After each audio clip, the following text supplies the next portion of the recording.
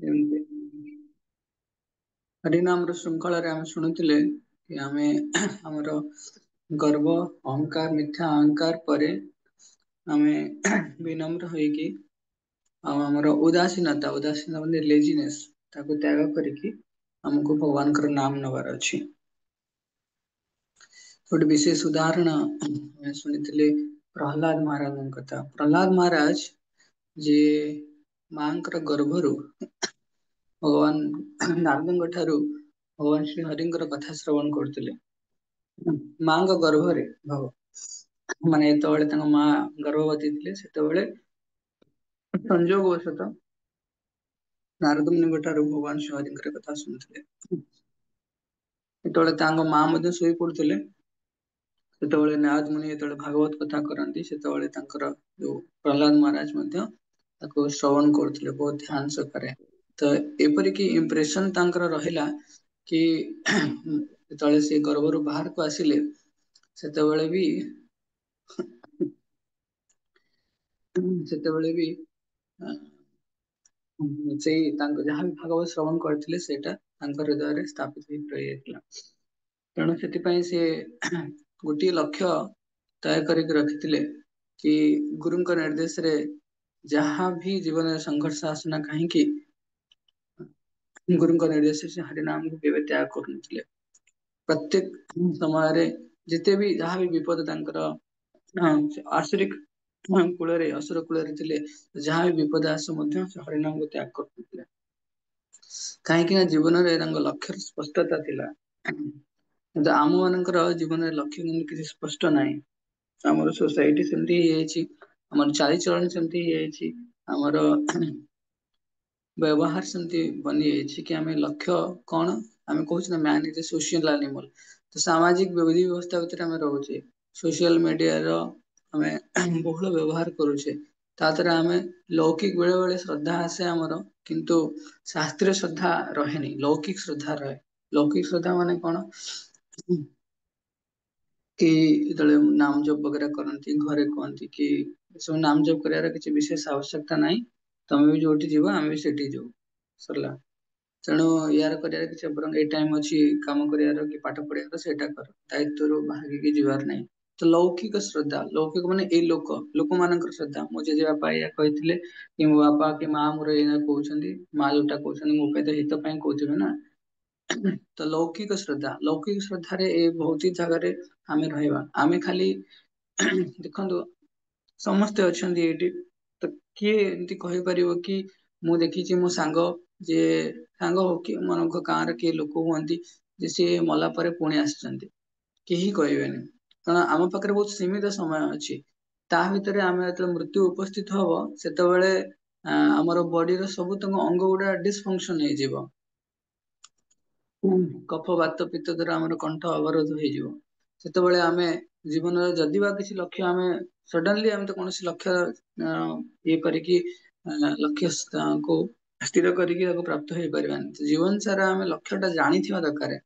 ଜୀବନର ଲକ୍ଷ୍ୟ ନୁହେଁ କେବେ ବି ଆହାର ନିଦ୍ରା ଭୟ ମଧ୍ୟମକୁ ଫାସିଲିଟେଟ କରିବା ସଫିଷ୍ଟିକେଟେଡ ୱେରେ ବହୁତ ଭଲସେ ଖାଇବା ରହିବା ସମସ୍ତଙ୍କୁ ମିଠା କଥା କହିବା ଏଇ ସବୁ ଜିନିଷ ଲକ୍ଷ୍ୟ ନୁହେଁ। ଅନ୍ୟକୁ ଦୟା କରିବା ଏସବୁ ଜିନିଷ ଲକ୍ଷ୍ୟ ନୁହେଁ କେବେ ବି। ଜୀବନ ଲକ୍ଷ୍ୟ ହେଲା କୃଷ୍ଣ ପ୍ରେମ ପ୍ରାପ୍ତି। ହଁ କୃଷ୍ଣ ପ୍ରେମ ପ୍ରାପ୍ତି ମାଧ୍ୟମରେ ଜଣେ ଭଗବାନଙ୍କୁ ସୁନ୍ଦର ଭୋଗ ଲଗେଇକି ପ୍ରସାଦ ସେବନ କରିପାରିବ। ଅନ୍ୟକୁ ଦୟା କରିପାରିବ, ଅନ୍ୟକୁ ଭଲ ପାଇପାରିବ, ଅନ୍ୟର ସେବା କରିପାରିବ। କୃଷ୍ଣ ପ୍ରେମ ପ୍ରାପ୍ତିର ମାନେ ହେଲା ଆମେ ସେତିକି ଷ୍ଟ୍ରଙ୍ଗ ହେଇଥିବା, ସେତିକି କନଫିଡେନ୍ସ ହେଇଥିବା ଆମ ପାଖରେ କି ପୂର୍ଣ୍ଣ ରୂପେ ଆମର ଶରୀର ଶୁଦ୍ଧ ହେଇଯାଇଥିବ। ପୂର୍ଣ୍ଣ ରୂପେ ଆମର ସୂକ୍ଷ୍ମ ଶରୀର ଶୁଦ୍ଧ ହେଇଯାଇଥିବ। ଆଉ ଆମର ଭଗବାନଙ୍କ ପ୍ରତି ଭଲ ପାଇବା ସେତିକି ଲେଭୁଲ ପର୍ଯ୍ୟନ୍ତ ଆସିଥିବ ଯୋଉଥିରେ ଆମେ ଶରୀର ତ୍ୟାଗ କଲେ ଭୌତିକ ଜଗତକୁ ଆସିବାନି।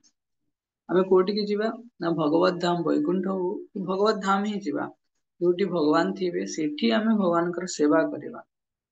ଭାବନ୍ତୁ ସେଠି ଆମେ ଭଗବାନଙ୍କର ସେବା କରିବା। ତ କୃଷ୍ଣ ପ୍ରେମ ପ୍ରାପ୍ତିର ଅର୍ଥ ହେଲା ସେଇଠି। ତ କୋଉ ଭଳି ରୂପରେ ଆମେ ଶରୀରକୁ ଶୁଦ୍ଧ କରୁଛେ ଏବଂ ମନ ବୁଦ୍ଧି ଅହଙ୍କାର ଯୋଉ ରହିଲା ସୂକ୍ଷ୍ମ ଶରୀରକୁ ଶୁଦ୍ଧ କରୁଛେ। ନୀତି ଶାସ୍ତ୍ରରେ ତ କୁହା ହେଇଛି କି ଉଦ୍ୟମେନ ହି ସିଦ୍ଧ୍ୟନ୍ତି କାର୍ଯ୍ୟାଣି ନ ମନୋରଥୈଃ। ନାହିଁ ସୁପ୍ତସ୍ୟ ସିଂହସ୍ୟ ପ୍ରବିଶନ୍ତି ମୁଖ୍ୟ ମୃଗା। ଯଦି ଆମେ ପରିଶ୍ରମ କରିବାନି ତ ପରିଣାମକୁ ଆମେ ଆଶା କରିବା ଯଥାର୍ଥ ବି ନୁହେଁ। ତେଣୁ ପରିଶ୍ରମ କରିବାକୁ ପଡିବ। ଶରୀରକୁ କଷ୍ଟ ଦବା, ଦେଖିବ କୁମ୍ଭ ମେଳାରେ କେତେ କେତେ କୋଟି ଲୋକ ଆସିକି ସ୍ନାନ କଲେ, ତ ଶରୀରକୁ ସେମାନେ କେତେ କଷ୍ଟ ଦଉଥିଲେ। କିଏ କଣ୍ଟାରେ ଶୋଇ ପଡୁଥିଲେ, କିଏ ଚାଲି ଚାଲି ଆଣ୍ଠେଇ ଆଣ୍ଠେଇ ଆସୁଥିଲେ, କିଏ ମୁଣ୍ଡ ଉପରେ କେତେ 4,000 5,000 ରୁଦ୍ରାକ୍ଷ ମାଳା ରଖିଥିଲେ, କେତେ କେଜି ହେଇଥିବ ନିଶ୍ଚୟ। ତ ବିଭିନ୍ନ ପ୍ରକାର ଶାରୀରିକ କଷ୍ଟ ଅଣକେ ଅବଲମ୍ବନ କରିବାକୁ ପଡୁଛି। କିନ୍ତୁ ଭକ୍ତି ଯୋଗୀ ମାନେ ସେମାନେ ଏସବୁ କରନ୍ତିନି। ସେମାନେ କୃଷ୍ଣଙ୍କ ପ୍ରସନ୍ନତା ପାଇଁ ଜୀବନରେ ଯାହା ବି ଝଡଝଞ୍ଝା ଆସେ ତାକୁ ଠିକ ଠିକ ଉପାୟରେ ସହାୟ କରନ୍ତି। ବ୍ରହ୍ମା ପ୍ରାର୍ଥନା କରନ୍ତି, ତତେ ଅନୁକମ୍ପାନ୍ ସୁତମିକ୍ଷମାଣ ଭୁଞ୍ଜାନ ଏବ ଆତ୍ମକୃତଂ ବିପାକମ୍ हृद्वाग बपुवीर विदरान नमस्ते जीवेदित मृत्यु परे सदाय वा। मृत्यु पदे अर्थात मृत्यु समय ये वास्तव भगवत धाम को प्राप्त हो, ये जीवन को समीक्षा करे। इक्ष माने देखिवा, समीक्षा माने तन तन करी देखिवा, सुसमीक्षा माने ओडिया रे कहते आखि पुरे देखिवा, माने जीवन में मो समस्या काहेकि आसुची, जीवन रे एई जिनसटा काहेकि हैला। आत्मकृतं विपाकम, आत्मकृतं माने मो द्वारा ହେଇଛି, अर्थात मोर मन मो द्वारा व्यक्तिगत भाव मो द्वारा ही सब समस्या आसीଛି।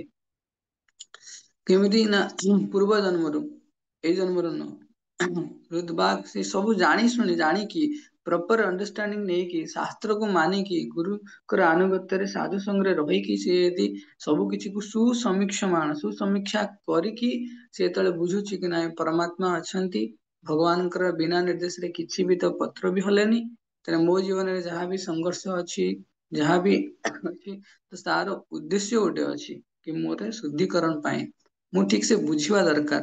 साधु संग ए सब जिनिस को साहाय्य करे कि हम सीनियर माने रहिले जो माने हमको हेल्प करिवे कि नहीं जीवन प्रतिटी मोमेंट रे जहाँ भी घटुछि ता पछरे कौन मनोभाव थाई पारे, भगवान कर मायार कौन मनोभाव थाई पारे, ट्रिक टेक्निक। ସେଥିପାଇଁ ସାଧୁ ଗୁରୁ ବୈଷ୍ଣବ ମାନେ ମାୟାର ଟ୍ରିକ୍ ଆଉ ଟେକ୍ନିକ କୁ ଜାଣନ୍ତି। ସେଥିପାଇଁ ତ ମୁଁ କହେ କେବେ ବି ସାଧୁ ସଙ୍ଗ ଜୀବନରେ କିଛି ବି ହେଇଯାଉ, ଆଉ ଶାସ୍ତ୍ରରେ କୁହା ହେଇଛି କି ତତ୍ରାପି ଦୁର୍ଲଭଂ ମନ୍ୟେ ବୈକୁଣ୍ଠ ପ୍ରିୟ ଦର୍ଶନମ, ସବୁଠାରୁ ଦୁନିଆରେ କଷ୍ଟ ଜିନିଷ ହେଲା ବୈକୁଣ୍ଠ ପ୍ରିୟ ଭଗବାନ ବିଷ୍ଣୁଙ୍କର ଭକ୍ତ ମାନଙ୍କର ଦର୍ଶନ କରିବା ସବୁଠୁ କଷ୍ଟ। ତ ଦର୍ଶନ ମାନେ କଣ, ଭଗବାନଙ୍କ ଭକ୍ତଙ୍କର ସଙ୍ଗ କରିବା ବହୁତ କଷ୍ଟ।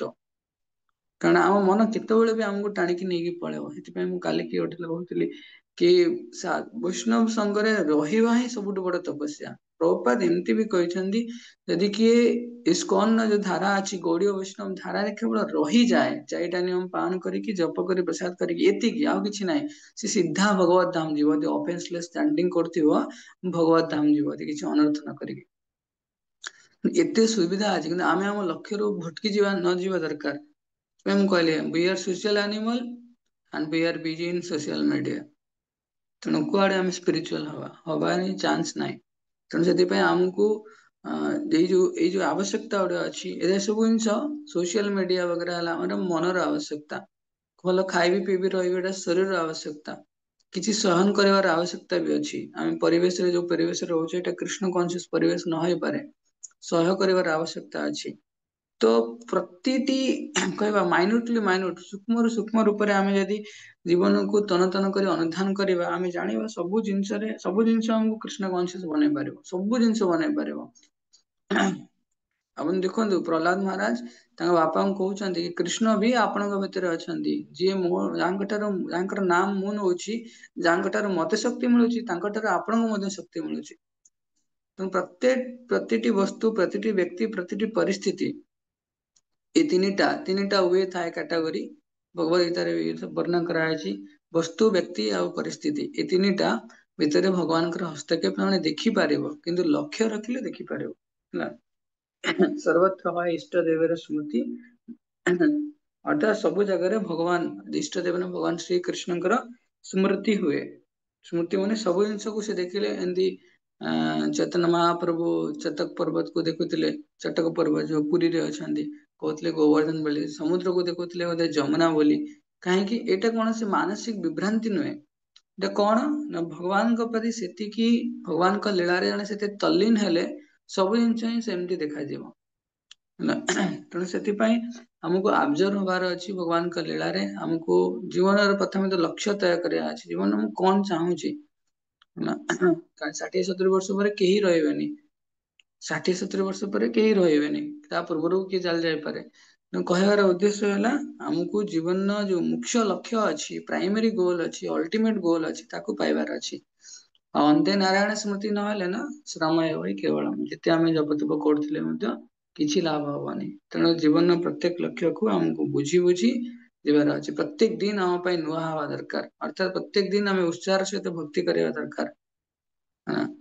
ନହେଲେ ଆମେ କହିଦେବା ଆଜି ପରୀକ୍ଷା ଅଛି, ଆଜି ଦେହ ଭଲ ନାହିଁ, ଆଜି ମୋର ଇନଫେକ୍ସନ ହେଇଛି, ବିଭିନ୍ନ ସବୁ ଭୌତିକ, ମୁଁ ମନା କରୁନି ଭୌତିକ ସମସ୍ୟା ଅଛି, କିନ୍ତୁ ଶାସ୍ତ୍ରରେ ତ କୁହାଯାଇଛି ଆମକୁ ଏହାକୁ ଟଲରେଟ କରିକି, ସହ୍ୟ କରିକି ଆଟଲିଷ୍ଟ ଭକ୍ତିକୁ କନସିଷ୍ଟେଣ୍ଟଲି କରିବାକୁ ପଡିବ। ଅଲଗା କୌଣସି ଜାଗାରେ କନସିଷ୍ଟେନ୍ସି ମେଣ୍ଟେନ କରିବା ପାଇଁ କୁହାହଉନି, କେବଳ ଭକ୍ତି ପାଇଁ କୁହାହଉଛି। ଆଜି ଦେଖନ୍ତୁ ଆମେ ଭୌତିକ କାର୍ଯ୍ୟରେ ଯଦି ସଫଳତା ବିନୁ ପରିଶ୍ରମ କରୁଛେ, କିନ୍ତୁ ଜୀବନରେ ସଫଳତା ପାଉନି, ପୁଣି ପାଇକି ବି ନେକ୍ସଟ ଜନ୍ମ ଆମକୁ ପୁଣି ଅ ଆ ରୁ ଷ୍ଟାର୍ଟ କରିବାକୁ ପଡିବ, ଏ ବି ସି ରୁ ଷ୍ଟାର୍ଟ କରିବାକୁ ପଡିବ। କନସିଷ୍ଟେନ୍ସି କେବେ ବି ରହିବନି ଭୌତିକ ଜିନିଷରେ, କାହିଁକି ନା ନେଚର ହେଲା ଟେମ୍ପୋରାରୀ। କିନ୍ତୁ ସ୍ପିରିଚୁଆଲ ଜିନିଷକୁ ଆମକୁ କନସିଷ୍ଟେଣ୍ଟଲି ଅଭ୍ୟାସ କଲେ, ଆଉ ବୈରାଗ୍ୟର ମନୋଭାବ ନେଇକି, ସହନଶୀଳତାର ମନୋଭାବ ନେଇକି କଲେ ଆମକୁ ନିଶ୍ଚୟ ସଫଳତା ମିଳିବ।